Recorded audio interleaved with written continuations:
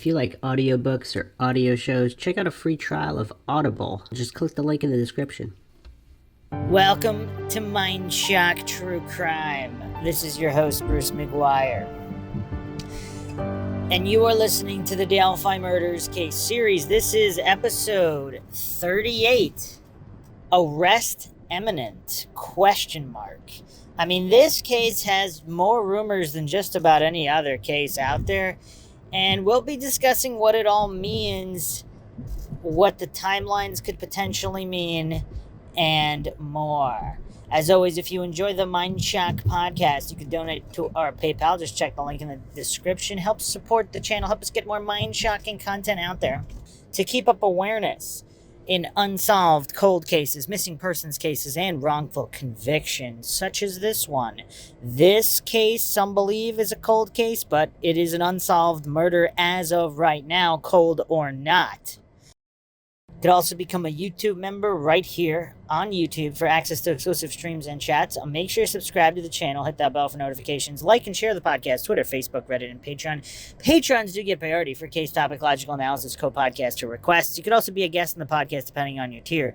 Questions, comments, theories, thoughts, suggestions, rebuttals, debunkings of any kind, leave them in the comment section. Okay, so there are grumblings of an arrest being imminent. Now, some people believe imminent means days to weeks. Others are thinking more like months, and there have been things like, some people are stating before September. Now, again, some of this information is coming from inner circles, and again, some of these inner circles have called things accurately before, so I don't know if I'd be super quick to just dismiss their claims outright. But at the same time, I mean, this is not 100% verified information by any stretch of the imagination. And also, if an arrest is imminent, does that necessarily mean the arrest of the murderer, or does it mean an arrest of some kind of an accomplice or someone interfering with an investigation or lying to police in the form of, let's say, false alibis, etc.? It doesn't necessarily mean the murderer themselves are the ones being arrested, but an arrest in connection with the case might possibly be imminent, according to some in these inner true crime circles discussing the Delphi Murders case. Again, some of this early information has been spot on. If you go back and you look at the rumors from even the first year and the months after, some of them have been quite on the ball. That's why on Mindshock, we try not to fall for these silly logical fallacies like appeal to incredulity logical fallacies or hasty generalization logical fallacies like all rumors are false and all that nonsense, because a lot of the times they're not. A lot of the times, the early rumors are pretty accurate because they came through someone close to either the investigation or people close to the investigation, whatever the case may be. And yeah, sometimes there's some broken telephone going on. Sure, a lot of times details aren't quite 100% exact, but in general, the general information brought forward did turn out to be accurate.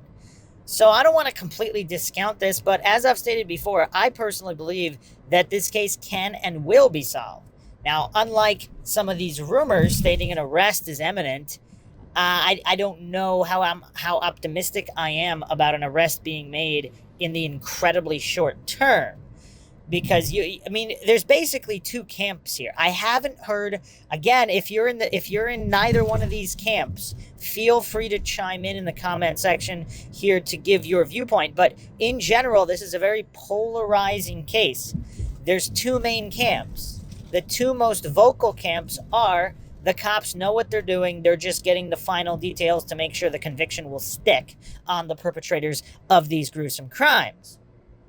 The other camp is law enforcement is completely incompetent. They don't know what they're doing, and they're no closer than day one. They have no clue who did it.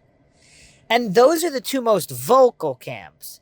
Now, theoretically, you would think there would be a camp in the middle where, okay, law enforcement have some evidence. They have, a few decent leads and suspects, which they're following. They're just not fully actualized yet to the point where they can know for sure who did what or know for sure to rule someone out. I mean, I don't know.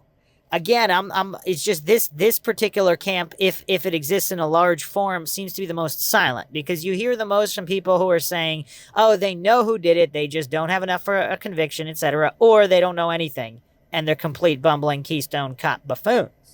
So that's curious in and of itself as well. I mean, this case can definitely be a case study for a lot of different reasons. Its unusual nature just being one of these. But even if an arrest is made shortly, as I stated in the opening, that doesn't necessarily mean it's the actual murderer. And if there's multiple people involved, it might be one of them, but not the others. So it's obviously, if the arrest is legitimate, the evidence against them is legitimate, then that's obviously great and a step in the right direction. If it's not, I mean, that just opens up other cans of worms, which one can only surmise that law enforcement wanted to avoid opening in the first place, which is why no arrest has been made thus far. So what do all the Mindshock listeners out there think of these rumors? Again, comparing some of these rumors that actually ended up being on point, and obviously there were some that were not, or appear to not have been. I mean, namely, there were rumors of a pregnancy. I mean, I never really saw where those came from, because there doesn't seem to be anything definitive behind that rumor. Also, rumors that Liberty German was going to go to the police station to make some kind of statement against somebody. Now, that one, there's actually a little bit more there.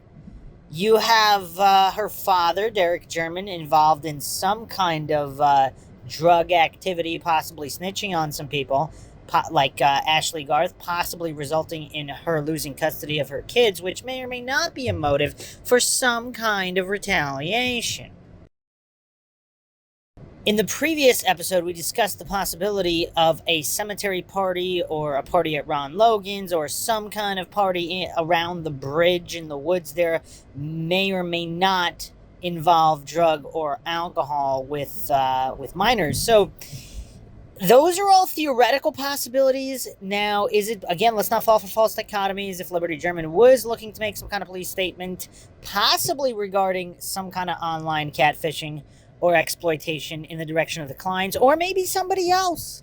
Again, everybody kind of, not everybody, but some people kind of get carried away with the clients, and then they get tunnel vision with the clients. There's other scumbags out there. I mean, there's possibly in the client circle, possibly not. So it's theoretically possible there was some kind of catfish going on with other accounts as well. Law enforcement has not really released that. All we really have are the Klein situation and the Anthony Schatz account. So these early rumors, is there any truth to them? The other one that was kind of major is that the girls were killed in a barn. Now, there is a barn visible from the cemetery, a red barn. I don't believe that was the one that was torn down. There's a barn, a garage, other outbuildings, rumors of all kinds. Who knows? But is there anything to that rumor? Because, again, some of these early rumors, if they came from a legitimate source, because if we're talking about not a single perpetrator here, if we're talking about a kind of circle of scumbags and criminals, I mean, they talk, they brag with each other. I mean, somebody could have overheard something or thought they did. Maybe they overheard something else, but that, again, that's how broken telephone rumors start. It may or may not be something legitimate. That's the problem. We don't know that information.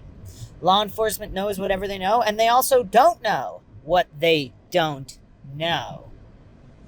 So rumors are tricky that way. It's difficult to completely discount them, and obviously it's difficult to take them 100% at face value, but the information that we do have is a certain percentage of the time, more than zero, in a certain percentage of cases, more than zero, a lot of the early rumors actually did turn out to be true. So, regarding this latest rumor mill theory about an arrest being imminent, are these people close to the investigation and investigators who are stating that there is some kind of movement on the case? Whatever, and again, the jury's still out on why law enforcement released the Anthony Schatz info. Are some of these leaked interviews and transcripts and warrants about Ron Logan, Are these leaked on purpose? I mean, that's another point people get hung up on because it's kind of difficult to say for sure. I mean, what is law enforcement's game plan? How many people are involved? How many people are they looking to ensnare? And of course, one of the other major sticking points of the case is the role that law enforcement wants the public to play while releasing very limited information. So they're asking for help and tips, but they've released almost nothing. Like, even in the direction of the Anthony Shots account, now they want to know how many more people interacted with this account, how many people, and of course, law enforcement would have some kind of information regarding how many people had access to the account. But again, I mean, how tech savvy are some of these criminals? I mean, does Keegan Kline strike people as some criminal mastermind hacker genius? I mean, maybe he is. I don't know. He doesn't appear to be, but again, a lot of these guys might not appear to be that actually are. So we don't know. And again, a lot of people were saying, I was saying that Tony Kline does not appear to be some kind of social media hacker, internet genius. That's just my opinion. Again, I don't know the guy. I haven't seen any of his standardized test scores or any kind of whatever. If he is some kind of hacker, his hacking abilities, I haven't seen evidence of that. So I'm not saying whether he is or isn't a hacking mastermind genius. I, like, from the surface, outside looking in, it appears to me subjectively that Keegan would probably be more in that area. And even still, I mean, how did they even track him? How much of a genius mastermind is he if the cops have all his info? So he doesn't have these supercomputers. He's got like a basic smartphone, a basic laptop. So perhaps this is not some kind of major hacking situation where he could cover his tracks a lot. Now, are there other individuals in his criminal circle who are much better hackers? Could they have possibly even cloned some of his devices? I mean, how would that work? Again, we need to have Johnny Mills on this podcast about this. I actually don't know. If you clone somebody's cell phone or computer, get their IP, whatever, it would appear like someone else is doing the activity you're doing. Is that how that works? Any computer hacking experts, Mindshock listeners, feel free to chime in there, because if that's the case, could it be someone in Keegan Kline's circle who kind of framed him up for all of this? And Keegan may have utilized the account and may have even talked to, I don't know, did he 100% admit that he spoke to her, to Liberty German? Or did he say he may have? Again, he was kind of tricky with his words a lot of the time, but because if he's talking to so many people, he might have not necessarily discounted that possibility, or perhaps he saw her photo in the friends or whatever. But if somebody else was using his account with or without his knowledge, I mean, it's kind of leading the direction of maybe it is with his knowledge. And if it is with his knowledge, again, that doesn't mean all these criminals are best friends who would never sell each other out. Is it possible some of these criminal scumbags are framing their so-called acquaintance friends criminal scumbags? Is that a possibility?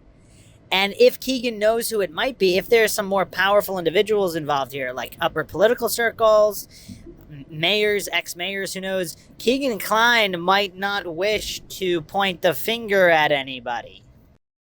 He might be perfectly willing to just sit back and let law enforcement see what they can come up with, because he's just simply not willing to open that Pandora's box. Now, we have another wrinkle in the case, which is, of course, the FBI being there, allegedly before the murders.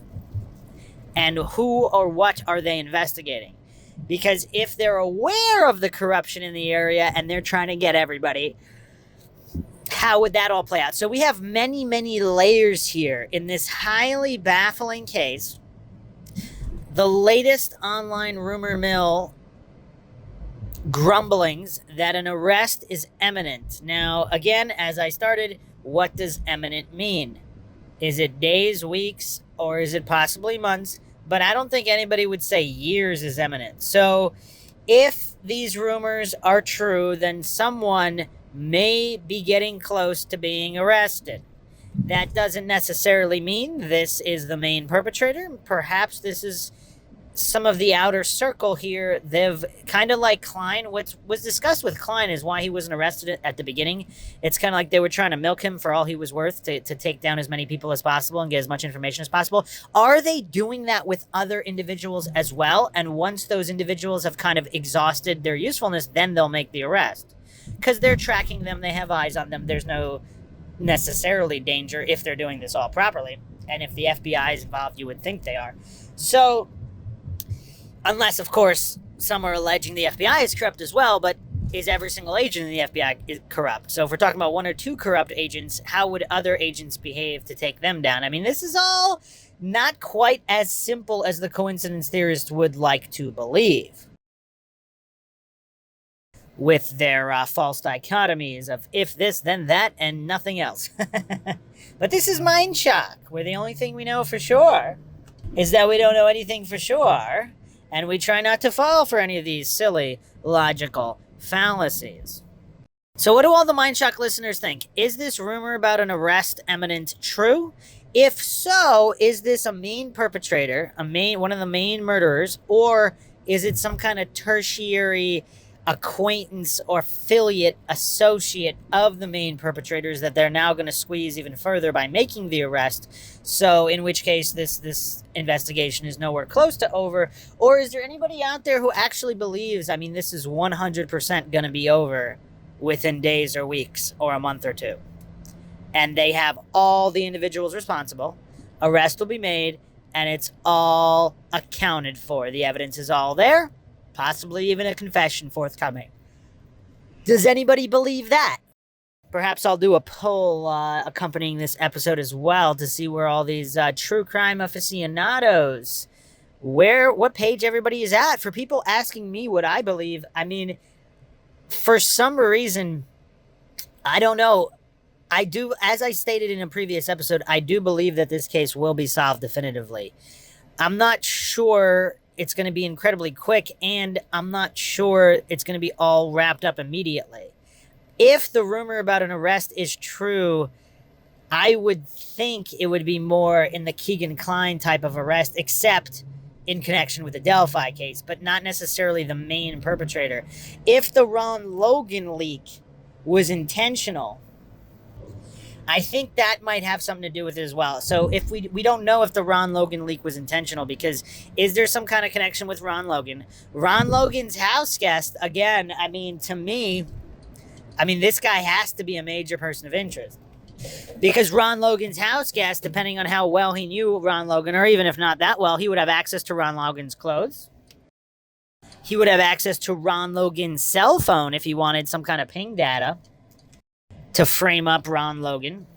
I mean, we also don't know the exact story. Supposedly, it's a guy who's having trouble with his wife. I think that's what was stated. Again, I'm not saying that that is true or untrue.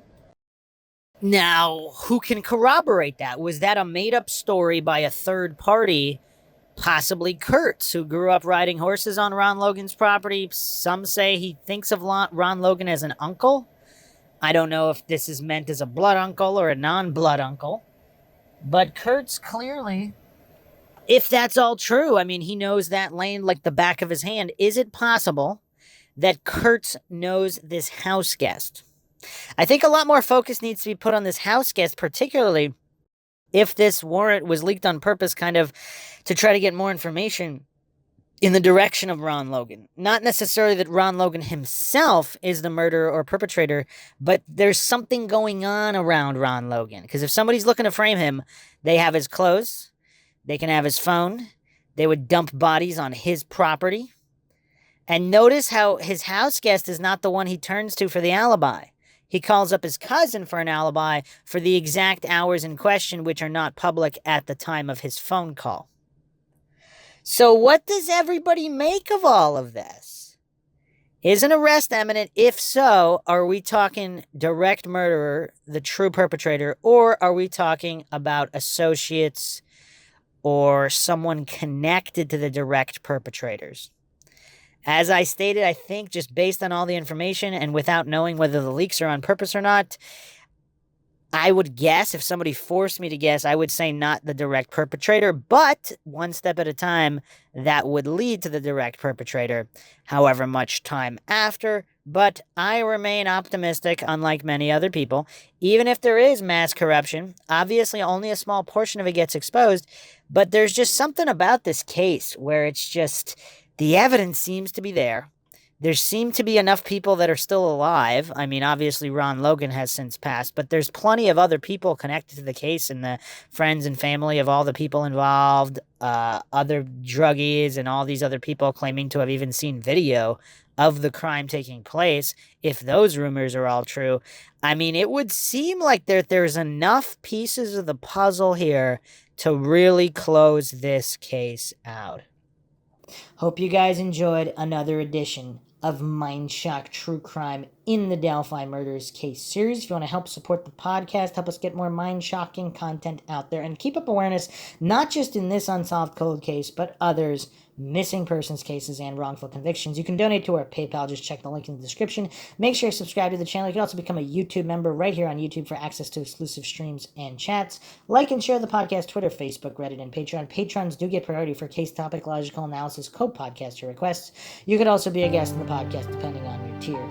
Questions, comments, theories, thoughts, suggestions, rebuttals, debunkings of any kind, leave them in the comment section. This is Bruce McGuire signing off. Catch you guys next time.